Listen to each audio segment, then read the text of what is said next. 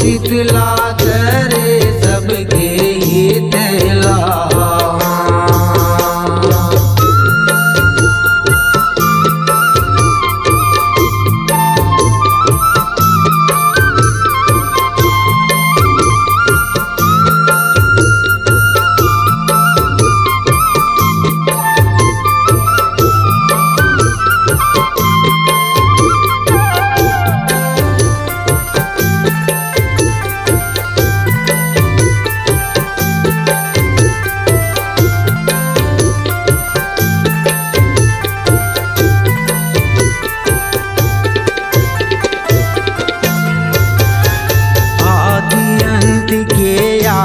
भवानी गेला ब्रह्मा सिर जाए, पवित्र भुइया धरती रानी कोरम सबला बसाए।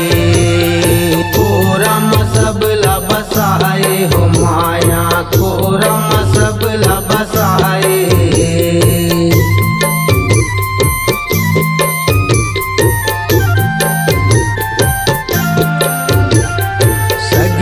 चराचर जीव परानी ए भुइया मरहाए, सती के माना नाम निशानी देवर महागड़ाए। देवर महागड़ाए हो माया देवर महागड़ाए। कमल फूल मलक्ष्मी है कमला,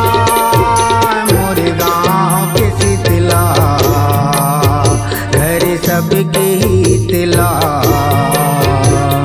गाँव के शीतला करे सबके हितला।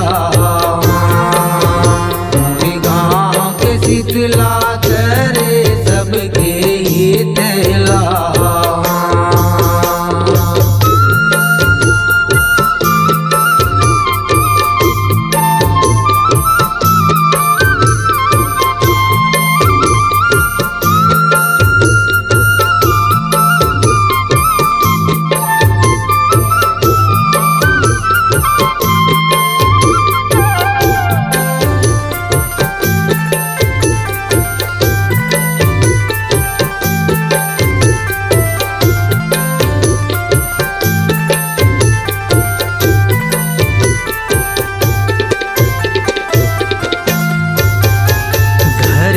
मान करे बरदाई शीतला बन के आए, एक सती कहे बूढ़ी माई तहिंग लाज कहाए।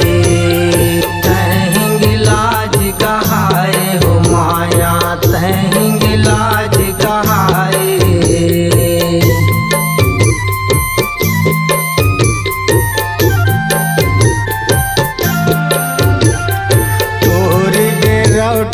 काली माई जिस दिन पहरा लगाए, फिर बजरंगी कर सेवकाई लंगूर ध्वजा फहिराए। लंगूर ध्वजा फहिराए हो माया लंगूर ध्वजा फहिराए।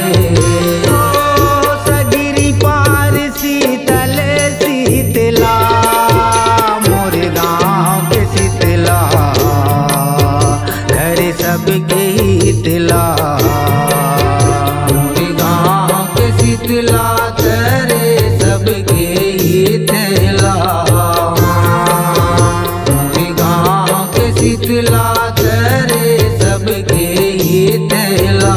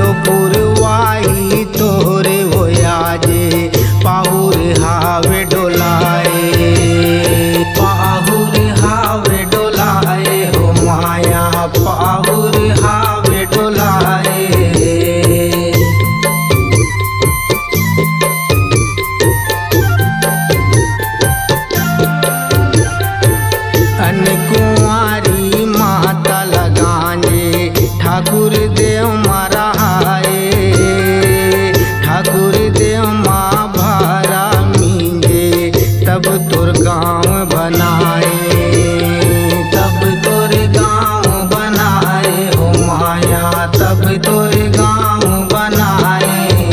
ओ तारी ले बालक राधेला, मोर गाँव के शीतला, घर सबके ही तिला, मोर गाँव के शीतला करे सबके ही तेला, मोर गाँव के शीतला करे सबके ही तेला। ओ तहीं लक्ष्मी दाई भी मिला, मोर गाँव के शीतला, घर सबके ही तिला, मोर गाँव के शीतला करे सबके ही तेला, मोर गाँव के शीतला करे सबके ही तेला, मोर गाँव के शीतला करे सबके ही तेला, मोर गाँव के शीतला करे सबके ही तेला, मोर गाँव के शीतला करे सबके ही तेला, मोर गाँव के शीतला